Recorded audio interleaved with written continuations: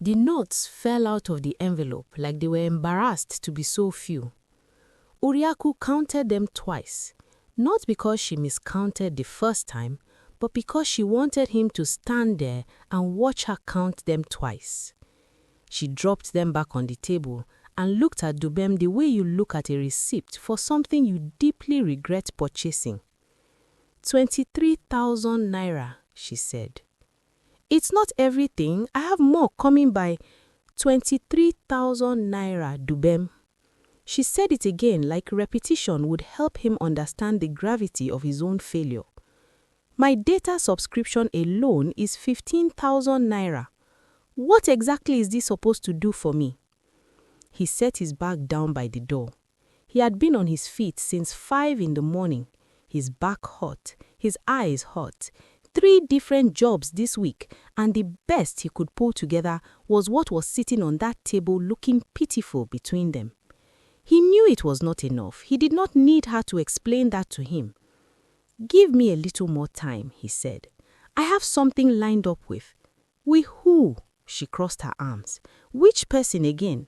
The Alhaji that has been about to call you back for 2 months, or the contract that was supposed to come through in January that is now somehow still coming in March? She tilted her head. Tell me which one so I can add it to the list. Dubem, you know what Emeka did last week? She was not finished. She was nowhere near finished. Emeka took his girlfriend to Dubai. Not Ibadan, not even Abuja. Dubai. 4 nights. She sent me pictures. She picked up her phone and held it out to him. The screen full of someone else's holiday, someone else's happiness, someone else's man delivering. That is what a woman is supposed to feel like. Not this. She gestured at the money on the table. Never this. Dubem looked at the phone, then at her. I am not Emeka. Clearly, she set the phone face down. Emeka has a plan that works. Something moved behind his eyes, but he kept his voice even. You think I don't want to give you those things? You think I enjoy coming home to this conversation every time? I am trying, Oryaku. I am genuinely trying, she laughed, a short hollow sound. A man that is truly trying shows results. You show me trying every single week, and the results never change. She walked to the kitchen and poured herself water, her back to him. My friend Bisi asked me yesterday if we were still together. Do you know what I told her? He said nothing. She turned around. I told her I wasn't sure, and I meant it. The room went very quiet. Outside, a generator kicked on somewhere down the street, and a child shouted something, and the ordinary noise of evening pressed against the windows like it had no idea what was happening inside.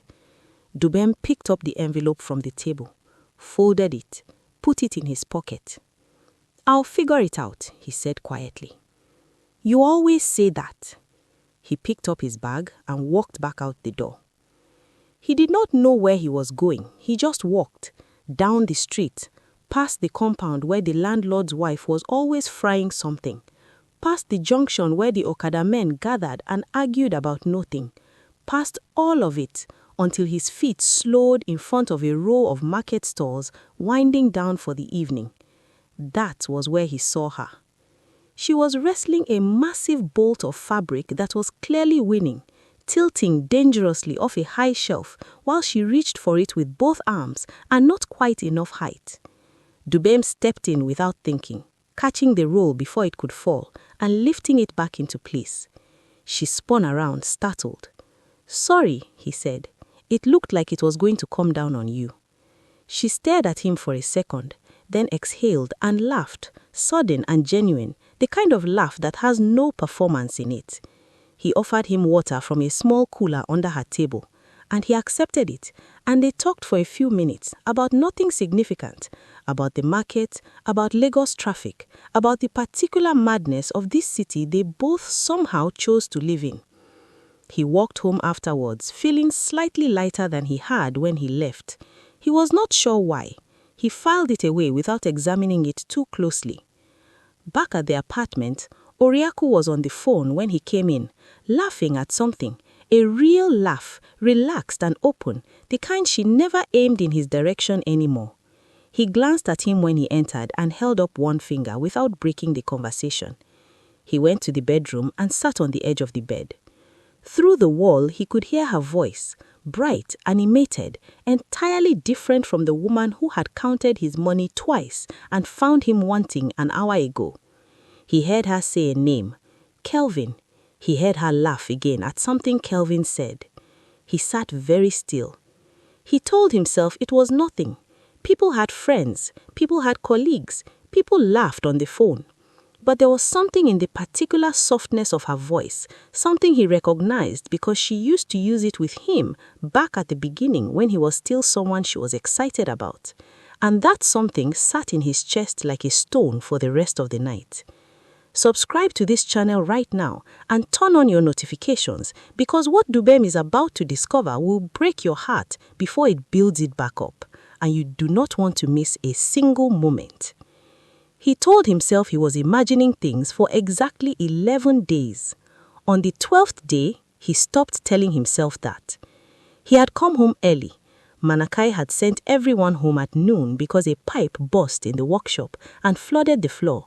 And the apartment was supposed to be empty because Oriaku had told him that morning she was going to her colleague's send-forth party and would not be back until evening. He had no reason to doubt her. He had never had a reason to doubt her. He put his key in the door and pushed it open. The first thing he registered was the smell. Something foreign, something that did not belong, a cologne that was not his hanging in the air of his own living room like it had every right to be there. The second thing he registered was the sound of movement in the bedroom, quick, startled, the particular scramble of people rearranging themselves. Dubem stood in the doorway and did not move. Oryaku came out of the bedroom first, pulling her wrapper tight around herself, her face doing something complicated, cycling through surprise and guilt and calculation before settling on a version of calm that was entirely unconvincing. Behind her, a few seconds later, came a man Dubem had never seen before, tall, well-dressed even in the middle of being caught. He had the particular ease of someone who was used to taking things that belonged to other people and feeling no particular way about it. Nobody spoke for a long moment. Then Oriaku said, "Dubem, this is not..." "Do not." His voice came out quieter than he expected, quieter and steadier. The kind of steady that is not calm, but is something on the other side of calm, somewhere past the point where emotions become irrelevant. Oriaku pulled her wrapper tighter. "Can we talk about this like, how long, Oriaku?" She lifted her chin slightly. And in that small gesture, that tiny defiant lift of her jaw, she saw something that hurt more than the scene in front of him. She saw that she was not sorry. She was caught, which is different. She was inconvenienced, but she was not sorry. 4 months, she said. 4 months. He had been bringing money home, not enough, never enough by her measure, for 4 months while Kelvin was here. He had been lying awake at night, thinking about how to be better, how to provide more, how to close the gap between who he was and who she needed him to be. For 4 months, while this was happening in his own bedroom. He looked at Kelvin. "Get out of my house." Kelvin got out of the house. Whatever else the man was, he was not stupid enough to argue with a voice that quiet. Oryaku started talking the moment the door closed. Explanations, justifications, the elaborate architecture of someone building a case for themselves in real time. She talked about feeling neglected. She talked about needing more. She talked about Kelvin like he was a symptom rather than a choice, like loneliness had simply produced him out of thin air and placed him in her life without her participation. Dubem listened to all of it standing by the door. When she finished, he said, "Pack what you need for tonight. You can come back for the rest when I'm not here." Her eyes went wide. "You are throwing me out?" "I'm asking you to leave. There's a difference." "Dubem, this is my home too." It was. He opened the door. "Good night, Oriaku." She stared at him. Something moved across her face, and for just the flicker of a second, he thought he saw the real thing underneath all the performance, something genuine and frightened, the face of a woman who had just realized she had miscalculated badly.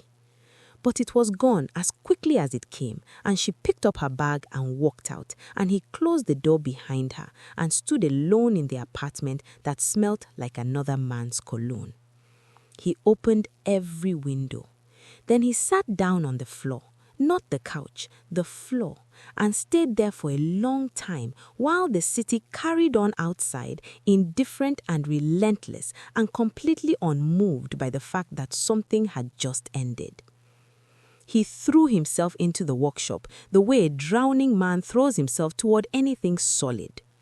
6 in the morning without fail, last to leave without exception. He stopped going out with Renzo on weekends. He stopped checking his phone for messages that were not coming. He stopped replaying things in his head and put all of that energy, the anger, the humiliation, the exhaustion of having loved someone who was keeping score the entire time, he put all of it into the work.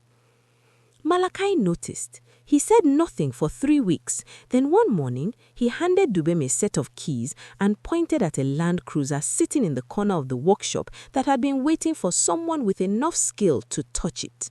"That one is yours," Malachi said, "front to back. I want it done by Friday." Dubem looked at the car, then at Malachi.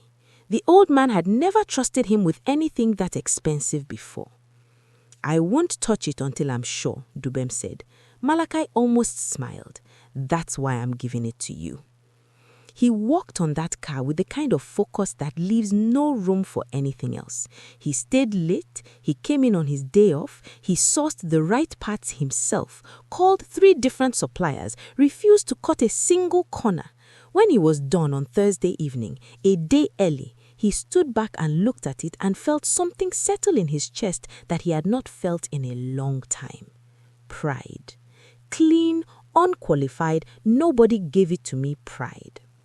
Malachi walked around the car slowly, checking everything, saying nothing. Then he stopped and looked at Dubem. "From next month, you are no longer an apprentice." Dubem blinked. "What does that mean?"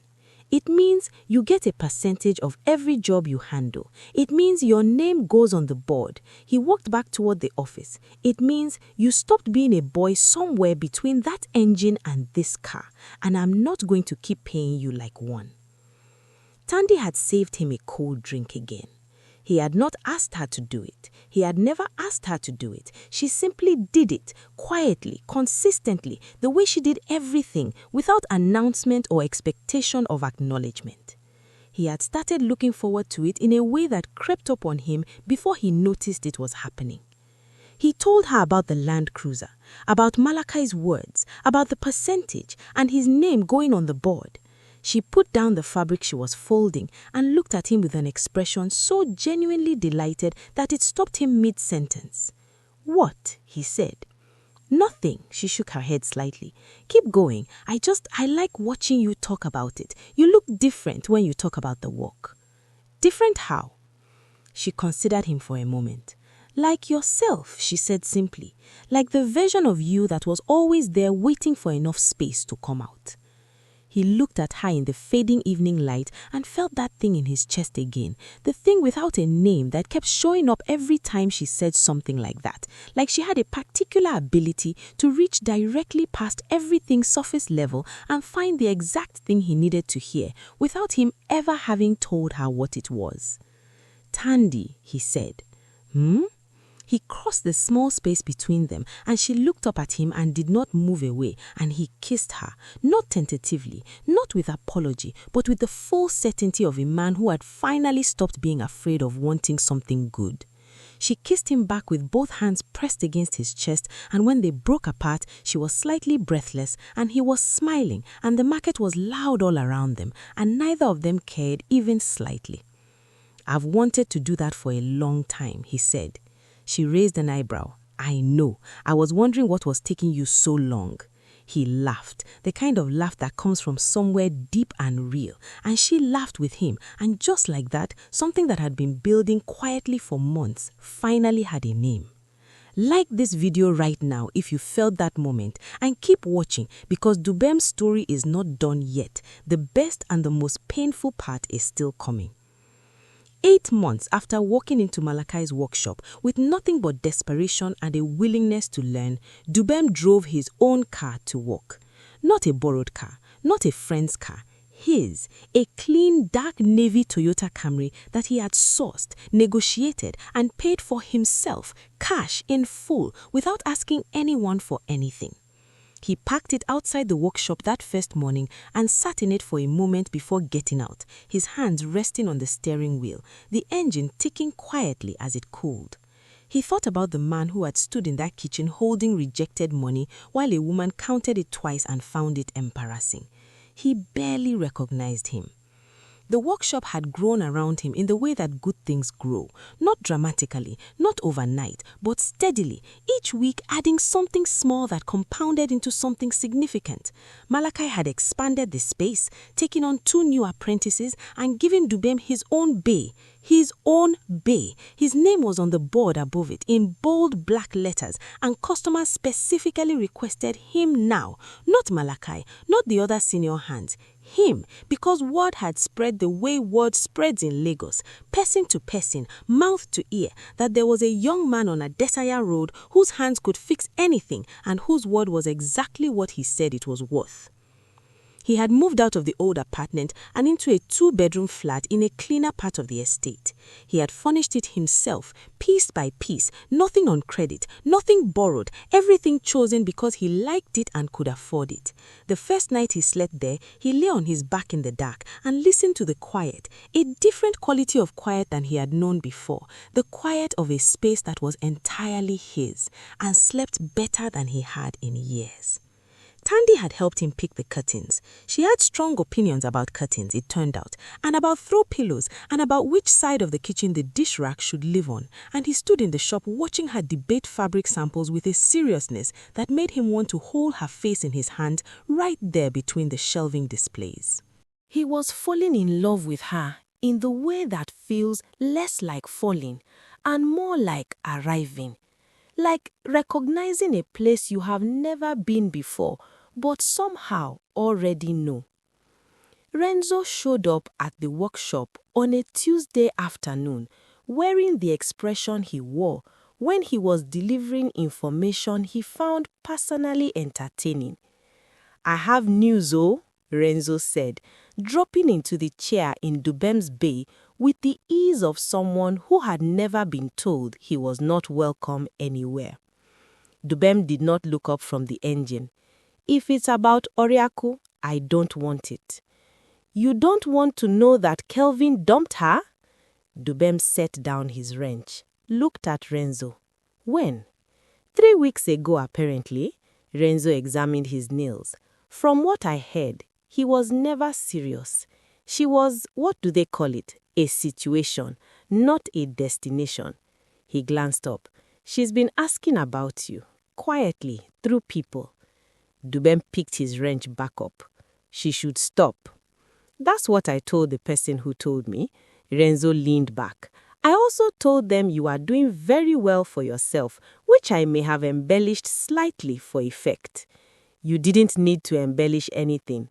Renzo grinned. "I know, that's the best part." She came on a Saturday. Dubem was alone in the workshop. The apprentices had the weekend off, and Malakai was visiting his brother in Ijebu, and he was working on a private job, a classic Mercedes a client had brought in from Abuja. When he heard the gate, he assumed it was the part delivery he was expecting. He called out without turning around. "Just leave it by the door." "I don't have anything to leave." He turned around. Oryaku stood just inside the gate in a dress she had clearly chosen carefully. The deep wine-colored one he had once told her she looked incredible in, back when they were still the kind of people who said things like that to each other. Her hair was done. She was wearing the perfume he used to buy her before money got tight. She had come prepared in every way that a woman prepares when she is trying to remind a man of what he once had. He wiped his hands on a cloth and walked toward her slowly. She looked around the workshop, at the cars, at the equipment, at the board with his name on it, at the general evidence of a life that had organized itself into something solid and real, and he watched her face process all of it. He watched her do the arithmetic. He watched her arrive at the number and understand what it meant. "You look good," she said. "Thank you." "The car outside is mine." She nodded slowly. Something moved across her face that was too complicated to be simple regret and too genuine to be entirely performance. "I heard you are doing well. I wanted to see for myself." "Now you've seen." She took a step toward him. "Dubem, can we talk properly, like we used to before everything got difficult?" He looked at her for a long moment. She was still beautiful. She had always been beautiful. That had never been the question. The question had always been what lived behind the beauty and whether it was something you could build a life on top of. And he knew the answer to that now, with the kind of clarity that only comes from having been on the wrong side of it. "Kelvin is gone," he said. Her jaw tightened slightly. "That has nothing to do with Oryaku." I said his name gently, the way you speak to someone you have genuinely forgiven. "I know why you are here, and I want you to hear me when I say this. Not with anger, not with bitterness, because I genuinely have neither of those things left when it comes to you." He held her gaze. "You are not wrong to want more. You are not wrong to need things I could not give you then. Where you are wrong, where we both have to be honest, is in how you handled it. The things you said, what you did in that bedroom." He paused. "I deserved better than that." Her eyes glistened slightly, the first real thing he had seen on her since she walked in. "I know," she said quietly. "I know you did. I'm glad you know." He tucked the cloth into his back pocket. "I hope Kelvin or whoever comes next gives you what you are looking for. I genuinely mean that." He turned back toward the Mercedes. "Lock the gate on your way out." She stood there for another moment. He did not turn around again. He heard her heels on the concrete floor. He heard the gate. He heard her go. And he felt nothing painful, nothing bitter, just the clean, uncomplicated peace of a man who had settled every debt he owed to his past and was now entirely free to face forward. He called Tandy from the workshop that evening, still in his work clothes, the Mercedes gleaming behind him. "Are you free tonight?" he said when she picked up. "For you? Always." He smiled. "I'll pick you up in an hour." He took her to dinner at a restaurant she had mentioned once, casually, weeks ago, the kind of mention people make without expecting it to be remembered. And she stopped walking when she saw where they were and turned to look at him. "You remembered," she said. "I remember everything you tell me." She looked at him with something in her eyes that made her chest feel full in a way she had not known it could. He took her hand and led her inside, and they sat across from each other at a table with proper lighting and proper food, and he watched her laugh at something the waiter said and thought with the simple, devastating clarity of a man who finally knows the difference between what he chased and what he deserved, that this was it. This was the thing worth building toward. Not the car, not the bay with his name above it, not the flat or the furniture or any of the tangible evidence of how far he had come. This, her, the way she remembered his stories, the way she laughed without asking permission, the way she had stood beside him when he was becoming something and never once made him feel like he was not yet enough. After dinner, he drove her back slowly, taking the long route without explaining why, and she did not ask because she understood without needing it explained. And when he stopped outside her building, he turned to look at her in the dark of the car, and she was already looking at him. "Dubem, I don't have a ring yet. I want to be honest about that. But I know what I want, and I have never been more sure of anything in my life." He took her hand. "I want to build the rest of this with you. All of it. Whatever comes, I want you next to me for it." She was quiet for a long moment, the kind of quiet that is not hesitation, but is something fuller than words. Then she brought his hand up and pressed her lips to his knuckles and looked at him over the top of it with those warm, steady eyes and said, "I have been next to you this whole time, Dubem. I'm not going anywhere." He kissed her then, slowly, completely, with every bit of the man he had become and the man he was still growing into. And she kissed him back the same way, her hand against his jaw, both of them unhurried, both of them home. If this story touched you, share it with someone who needs to hear it today. Like this video, subscribe to this channel, and drop a comment below telling us where in the world you are watching from. Are you Team Tandy from the beginning, or did Oryaku's return make you feel some type of way? We read every single comment. See you in the next story. Black.